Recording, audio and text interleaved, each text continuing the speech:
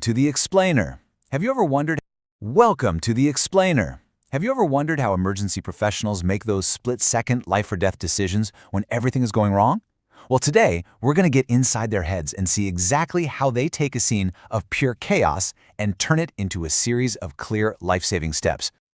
Okay, let's just dive right in. I want you to imagine this. You are the first person on scene. It is absolute chaos. You see a 22-year-old who's been thrown from his car. He's barely conscious, his breathing is way too slow, and you can actually hear this awful gurgling sound every time he tries to take a breath.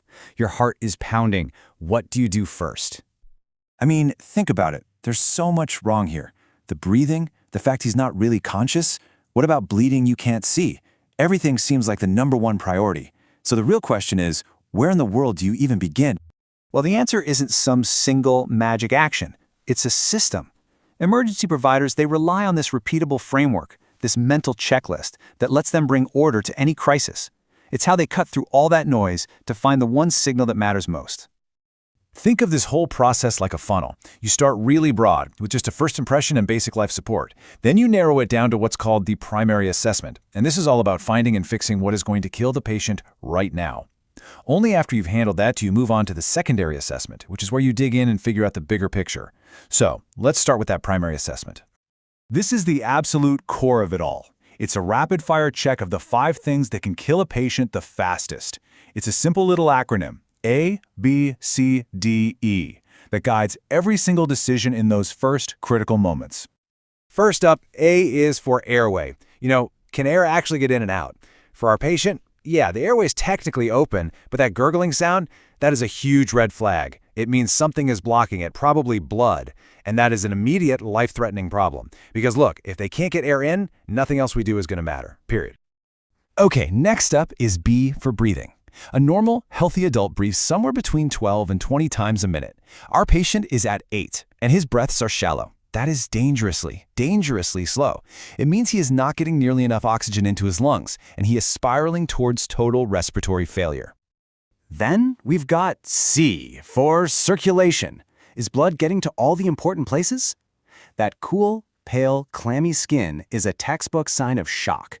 It means his body is desperately trying to survive by shunting blood away from the skin to protect his vital organs, like his heart and his brain. His entire circulatory system is starting to fail. And if you had any doubt, the numbers here just confirm how bad things are.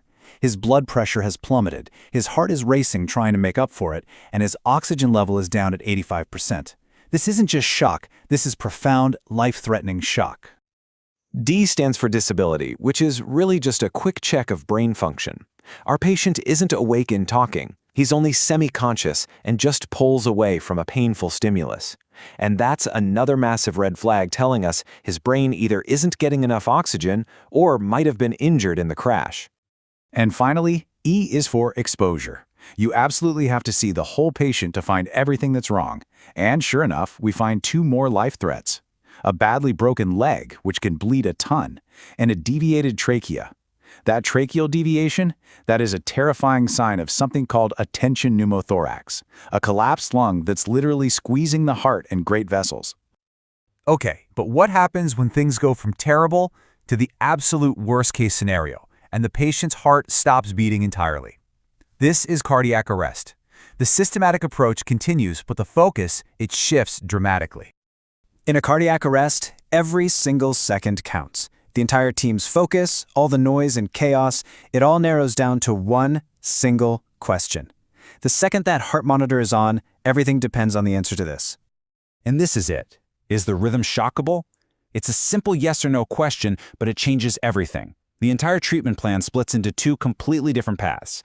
If the heart's electrical system is just chaotic, but it's still active, that's called VFib or VTAC, a jolt of electricity can actually reset it. But if there's no real electrical activity, a shock is useless. Then your only hope is really high-quality CPR and medications. But here's the thing, shocks and CPR, that's really just buying time. To truly save the patient, you have to figure out why their heart stopped in the first place. This is where the real detective work begins. This is the key question.